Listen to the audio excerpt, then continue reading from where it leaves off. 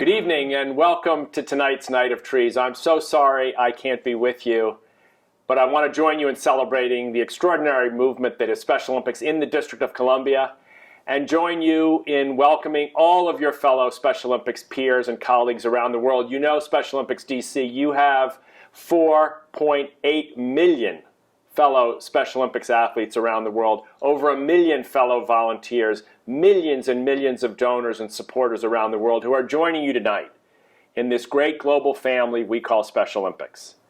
Tonight's critical, the engine that can drive the future of Special Olympics DC. Your presence tonight, all of you, in support of Christmas, in support of trees, in support of the art of celebration, is all about affirming the message that today Special Olympics is more important than it's ever been.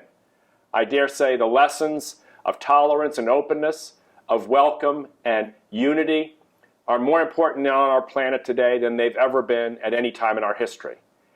And as exciting as it's ever been is the recognition that the greatest teachers among us are, in fact, the athletes of Special Olympics. Who better to show us how to play together, how to learn together, how to live together, than the athletes of Special Olympics right here in the District of Columbia, the capital of the United States? Who better to educate politicians about what it means to create unity than the athletes of Special Olympics DC? Who better to educate the next generation of young people to grow up with positive attitudes toward difference, with a sense of openness and welcome towards those who are different from us, than the athletes of Special Olympics DC? We need to build that future, ladies and gentlemen, together.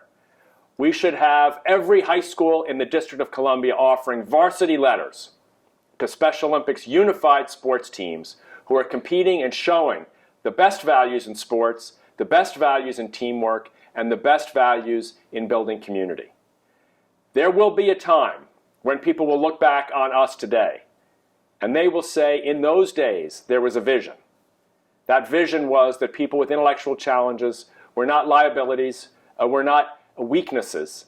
They were the great assets. They were the great strength. They were the great teachers of the future we are enjoying today.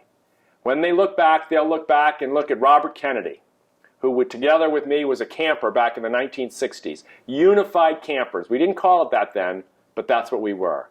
And they'll see Robert Kennedy as a pioneer who broke through every boundary to prove his worth on the playing field, his worth in the community, his worth to his city, his worth to his country. Our challenge tonight is to put the resources, the volunteer spirit, and the energy and vision in place to build a unified vision for the District of Columbia, where Special Olympics athletes are celebrated as the champions and leaders that they are. I thank you for being there tonight. Wish I could be with you to join in the celebration, but know that someday Special Olympics DC will be the icon of the Special Olympics movement worldwide, and when it is, we'll be celebrating tonight as the kickoff of that moment. Thank you all so much for your generosity and your belief in the absolute value of the athletes of Special Olympics. Have a great evening.